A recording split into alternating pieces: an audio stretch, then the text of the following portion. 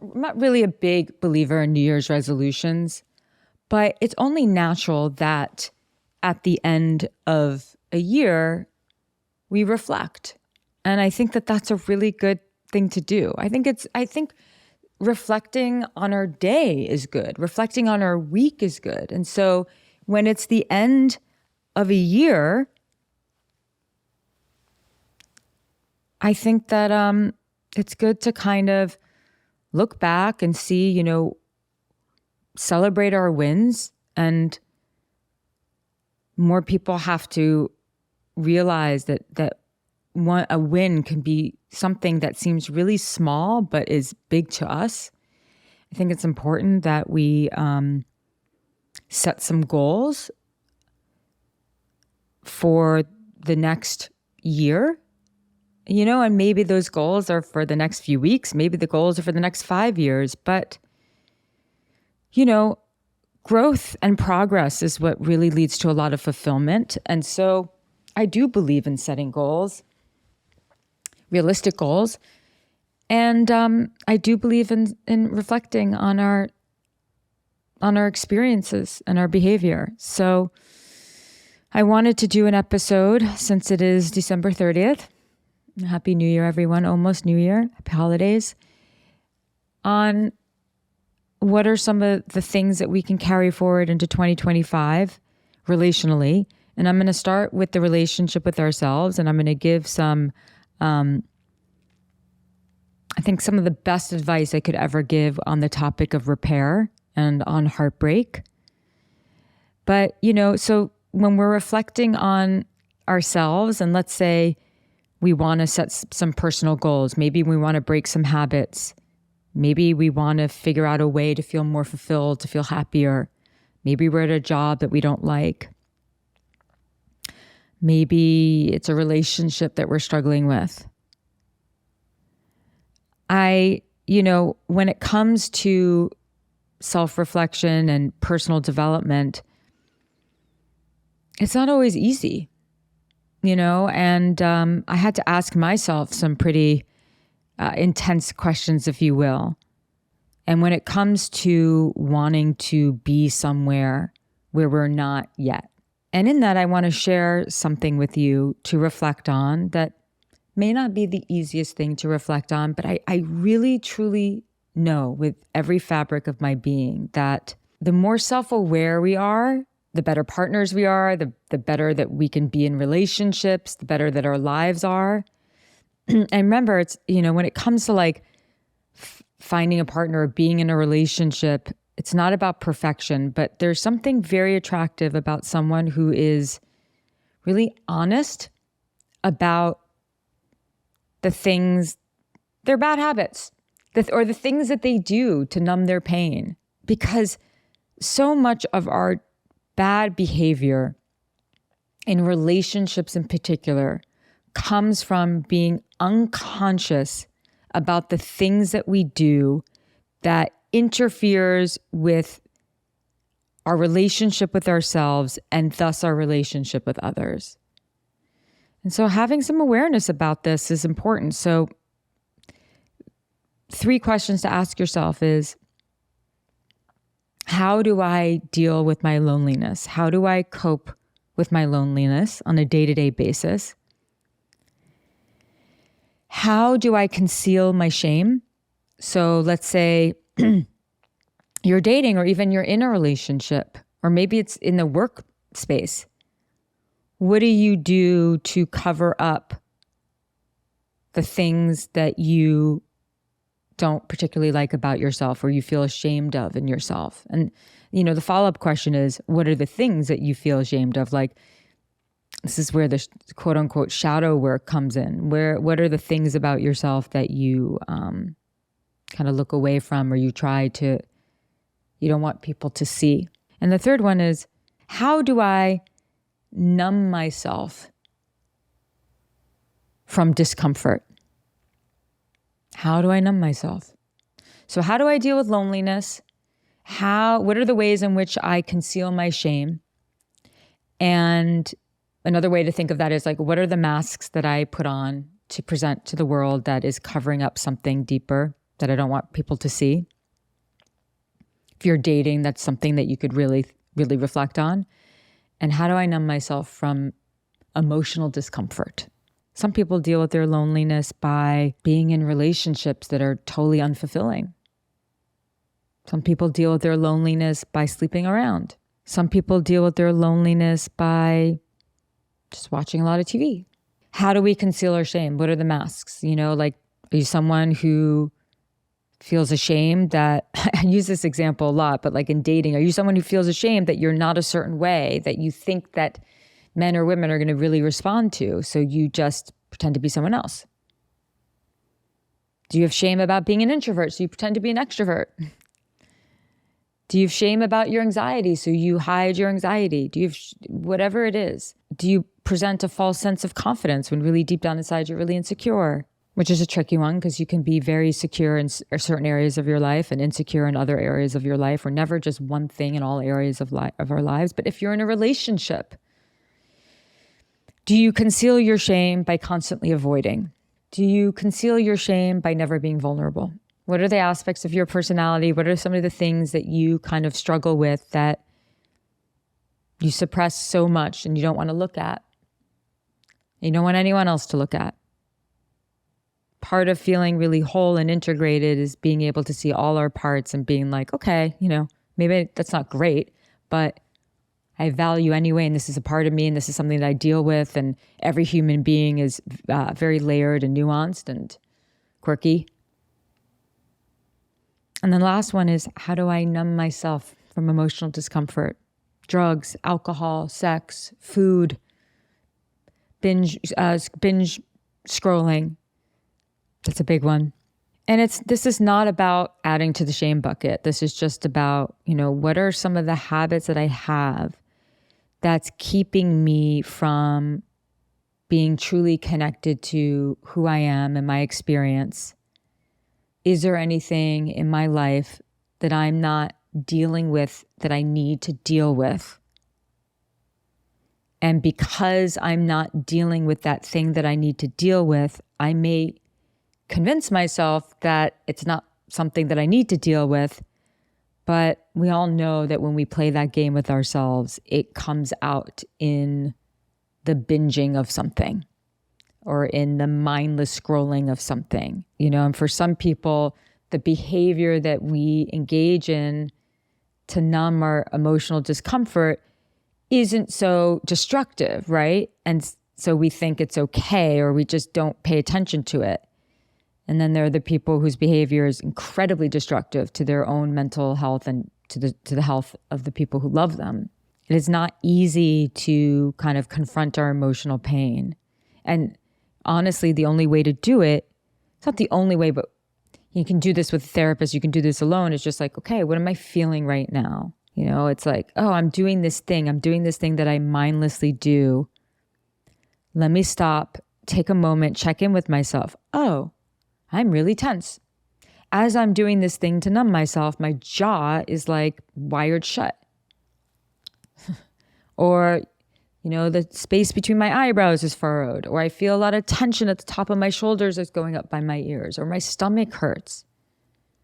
When we can take a moment and mentally scan our bodies for any tension, and then use our breath and our awareness to soften that tension. And if we want to take it a step further, okay, what am I feeling right now?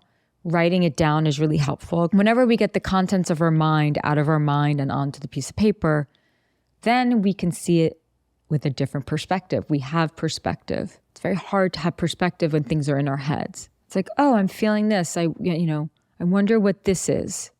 And then you can take some deep breaths just to kind of let go of that. Maybe you have to feel it, right? Because if you've been numbing yourself, maybe you have to really feel it.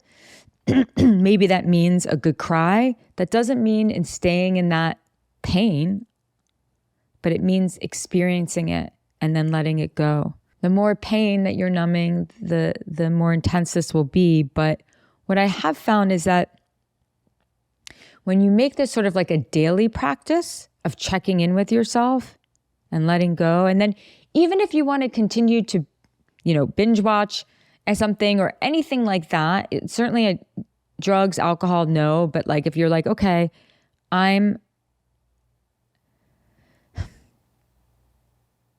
you might say, okay, I'm having this glass of wine. I'm not drinking bottles of wine and going on a binge, but I'm having this glass of wine because I want it.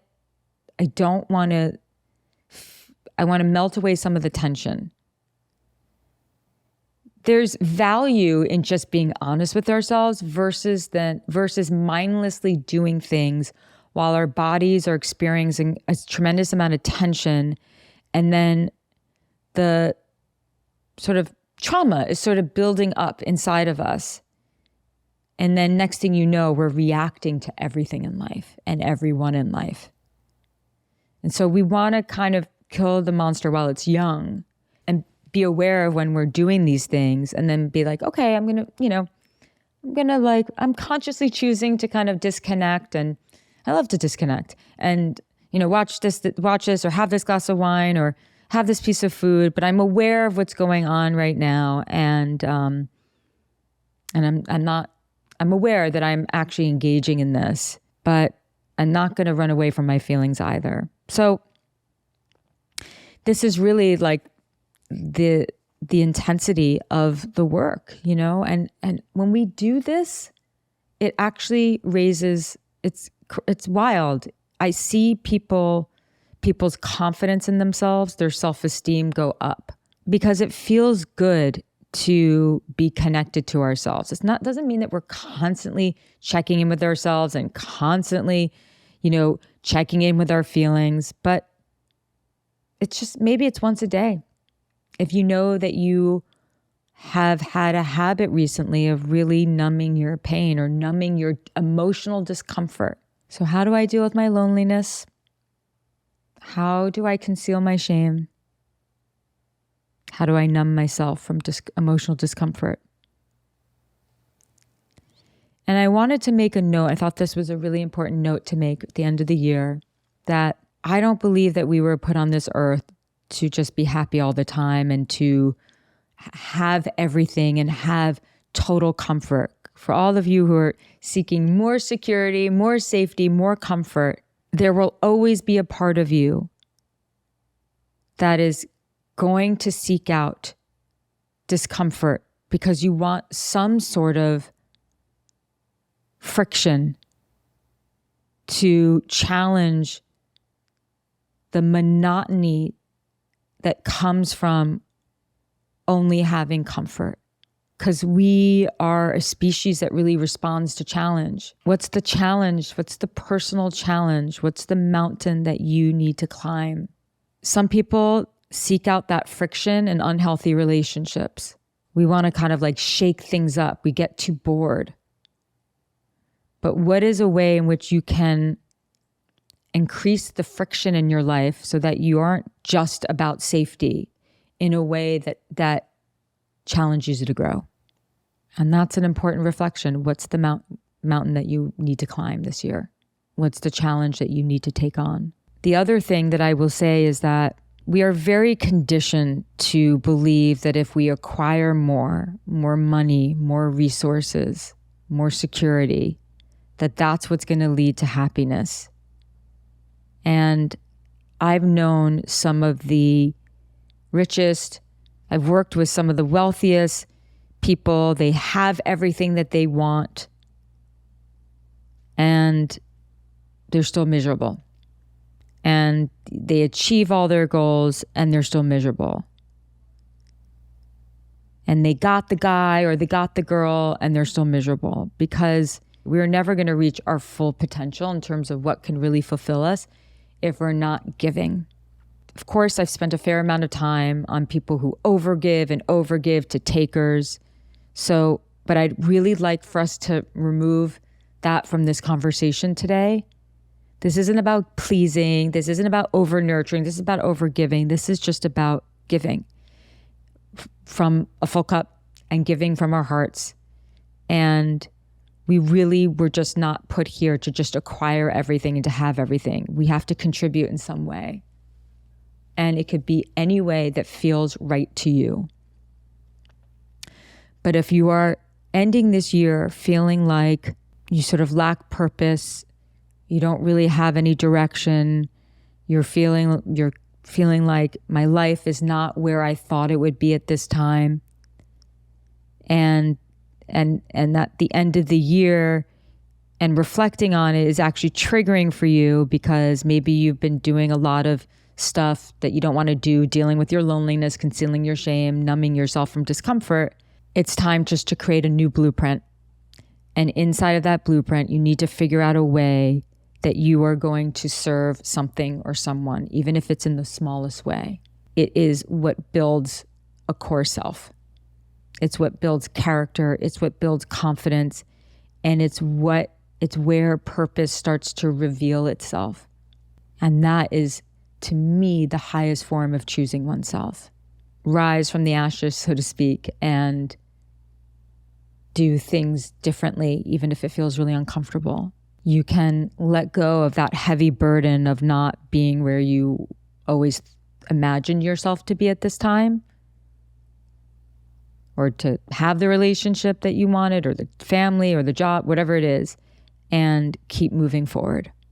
The next thing I want to talk about in terms of bringing sort of a different energy to 2025 is I'm going to talk about repair in a very specific way today in relationships during conflict. And if you're single, this very much applies to you, because I always say when you're single, it's an opportunity for you to learn the skills before you actually get into the relationship. In the relationship, you're still going to have to work on these skills, but the more tools you have entering the relationship, the better. So the first thing that I want to say about repair is this. Without question, the strongest couples I've known are the ones who, whenever there's any kind of conflict, big, small, anything, whenever there's a hiccup, they deal with it right away. Their attitude is, let's roll up our sleeves, let's sit down, let's talk through this, and let's fix this problem right now. Now, certain problems you kind of have to live with. You're never going to feel like a full resolution. The resolution is in the, okay, maybe this is something that is actually never going to go away.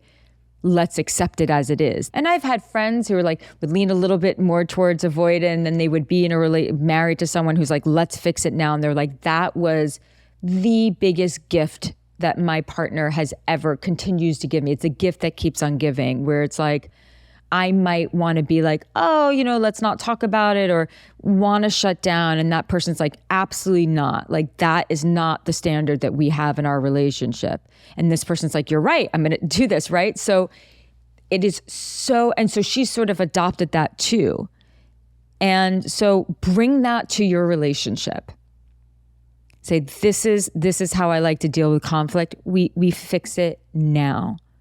And even if you're with someone who's like, if they're willing to be like, okay, like, all right, let's do this. Even if they're a little resistant, stand your ground and be like, no, this is what we're doing right now, and we need to fix this.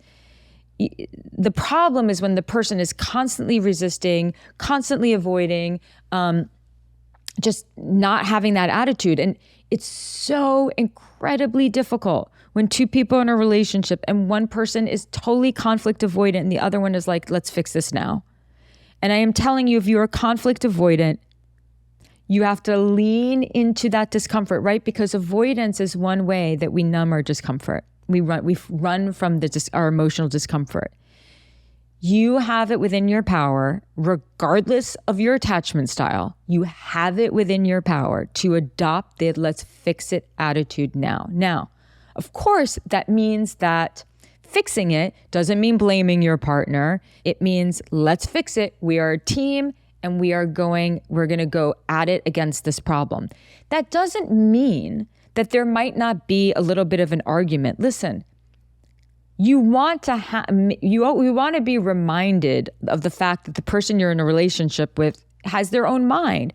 So sometimes there might be friction. Maybe there's like an argument, but it's about not letting it escalate to the place where the problem has you as a couple rather than the couple owns the problem. So it might look like sitting down, talking through it. It might mean like, oh my God, I'm really frustrated right now. Can I have a minute and just need to take a deep breath? Sure. But then it's active listening. Let me hear it out. Let me hear your perspective of your reality. And let me tell you my perspective of my reality. So it is the most important thing. Do not use your attachment style as an excuse. It is only information for you to understand that you are too busy trying to conceal shame. You're in a habit. It's a coping mechanism. And it's just something that you learned and that you've practiced. But you are absolutely 100% capable of being like, okay, no, I'm going to sit here. I'm going to lean into this and we're going to fix the problem. I'm going to breathe. Because that's when you grow up. And that's when afterwards you're going to look in the mirror and feel happier about who you are, more fulfilled with who you are. So never use your attachment style as an excuse. Everyone can transcend it.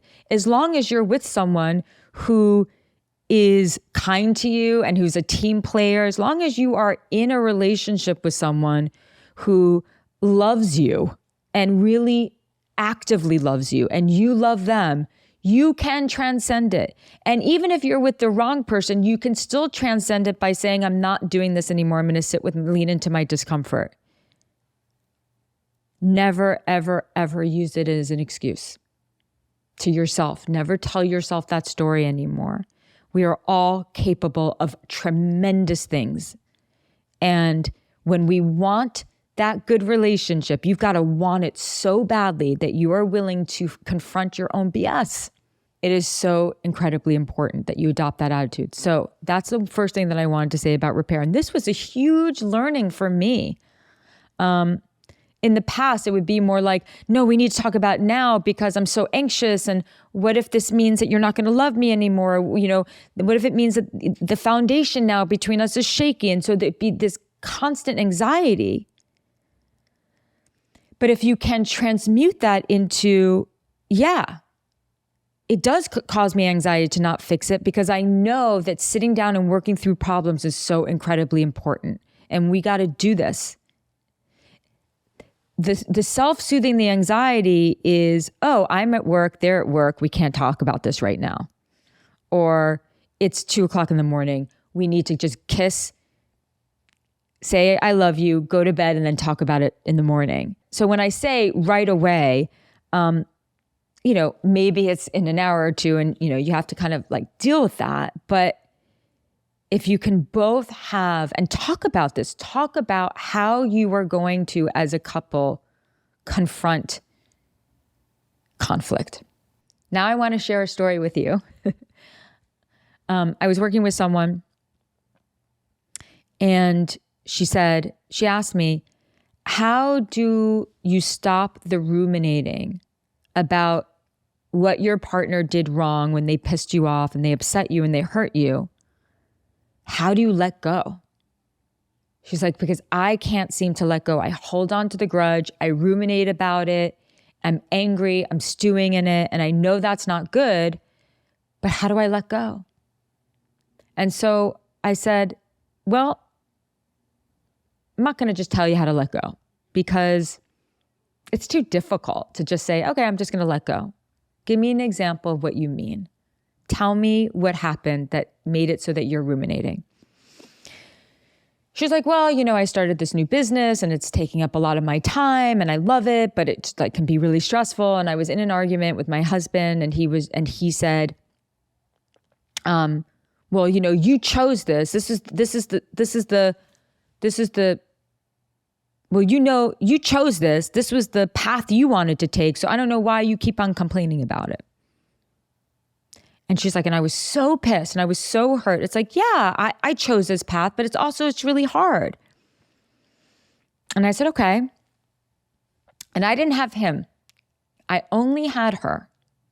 So I couldn't address him and how he said that to her and whatnot and his tone. I said, okay, what are some of the things that your husband has been trying to work on when it comes to his marriage with you? She said he's been working really hard on not running away when there's conflict and not going to like his man cave and really staying and hashing it out with me.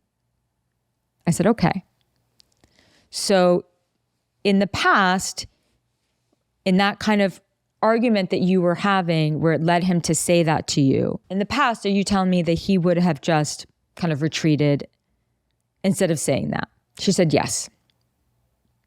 I said, okay.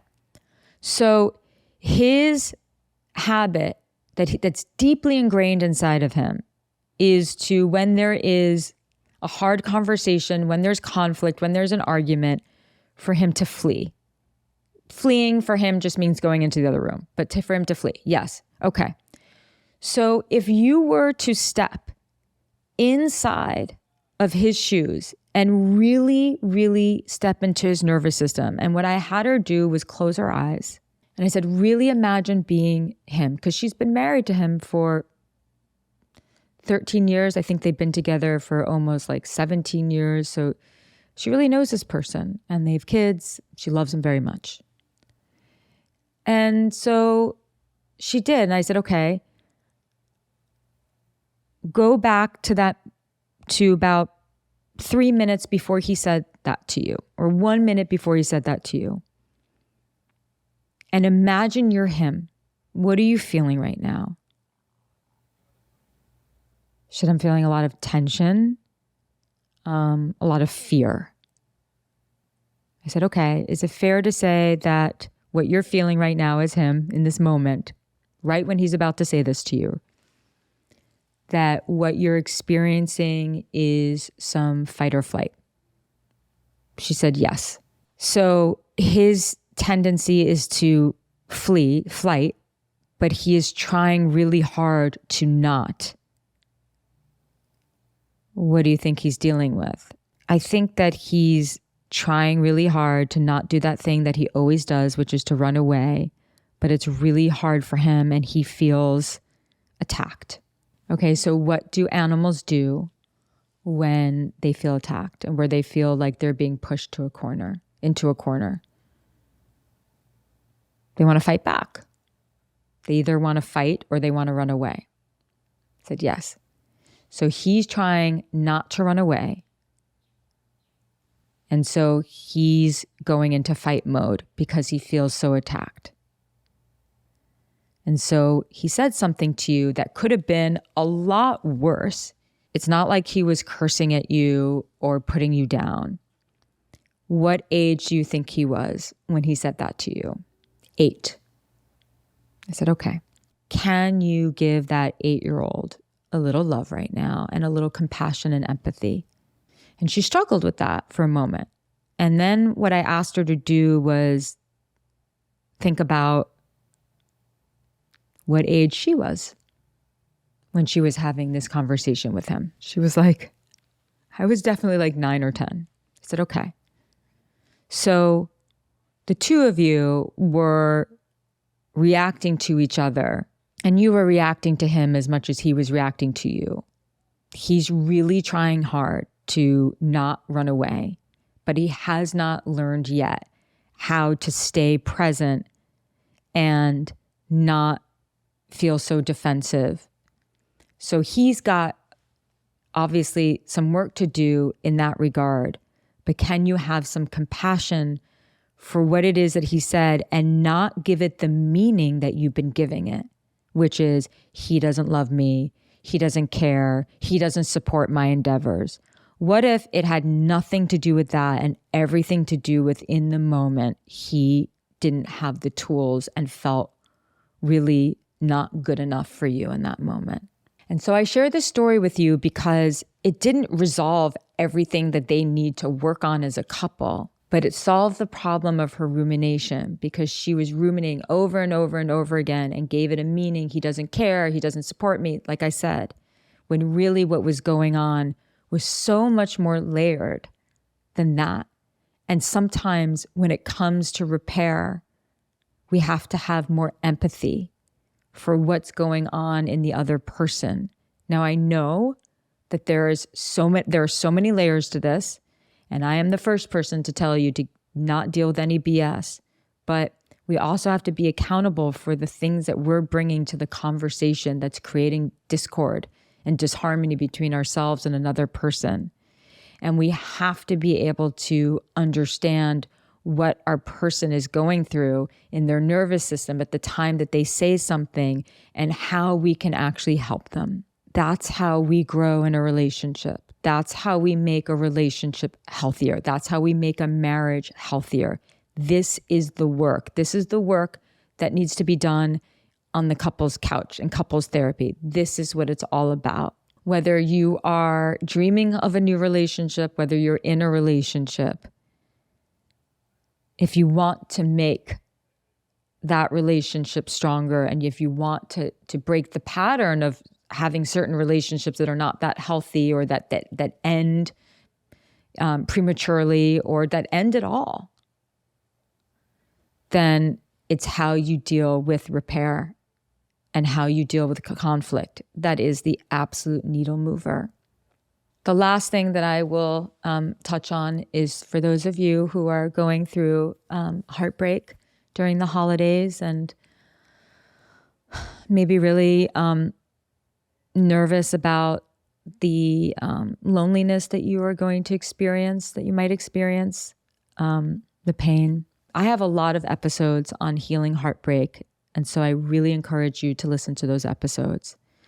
I'm going to speak very specifically to the heartbreak that comes from feeling betrayed by someone. Maybe they left you abruptly. Maybe they ghosted you. Maybe there was infidelity. So breakups are hard enough, and there's a lot of hurt that comes with a breakup. But if you're going through a breakup and you feel, and there was a betrayal there, meaning there was a breaking of trust that happened, that adds a complication. It just makes the grief that much more complex. And so this is what I want to share with you. In 2014, and I share about this in detail in my book, It Begins With You, which is out now in 2 weeks, which is crazy, but you can pre-order it. In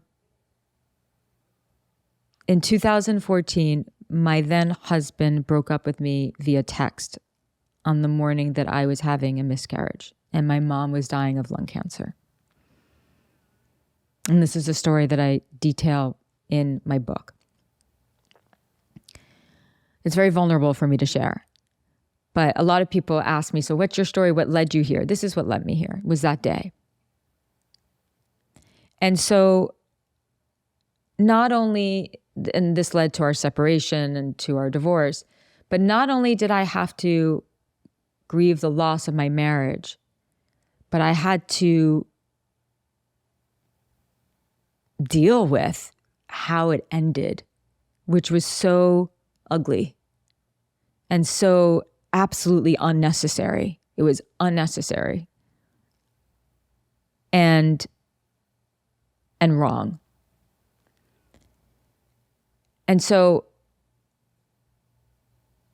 that pain that I carried for a very long time about how it ended and the worthlessness that I felt for a long time because of how he chose to end the relationship, which I can talk about and write about with utter freedom, emotional freedom, because there's no emotional charge behind it anymore. I processed it. I very much do exactly what I ask all of you to do. So and the story that kept on going on in my head was, he never how could, he obviously hates me, or he doesn't love me, or how could anyone who ever loved me do this to me? And I talk about an abandonment wound being ripped open. If you've ever felt the sheer suffering of someone you love really just abandoning you, just leaving you, like in a terrible way, And you know what I'm talking about. And maybe you're experiencing this on a smaller scale or even a larger scale. But if you're experiencing any sort of betrayal or any kind of heartbreak, remember this. I once read somewhere that how someone treats you is their karma. And what that means is I had actually very little to do with his decision to end the relationship that way. It had absolutely nothing to do with me and everything to do with him. And he has had to live with that and the way that he ended it. He has had to live with that shame. And him doing that was because he did not have the capacity to do it any other way. Now, one could say, yes, actually was capable of it, but he didn't. I don't have compassion for that behavior, but I have an understanding about it. That it's not about me. And when people do these things that are incredibly hurtful and lack integrity and are a reflection of the lowest part of their character, it's not about you. They're only doing what their level of consciousness and emotional maturity will allow them to do. And so if you can start to separate a little bit of your story, if you can start to flesh out, roll out, I'm thinking of like rolling like bread dough, the story a little bit, so that you can see that even though it's very painful, it ended, and you're going through this heartbreak and you're grieving, if you can see that the way we treat others is really our karma, it's our stuff. It actually isn't about the other person. In a way, it's not personal. We can only conceal our shame to ourselves and to the world so much before it starts to eat at us emotionally and psychologically and physically. I know that that's, if you're in this position, that's not going to take all your pain away. And it's certainly not meant to. But I hope that it can give you some perspective on them and to help you not make things worse by telling yourself it's because you don't matter. And if you can only imagine the messiness that was inside of my ex-husband's mind when he decided to do that was totally uncalled for,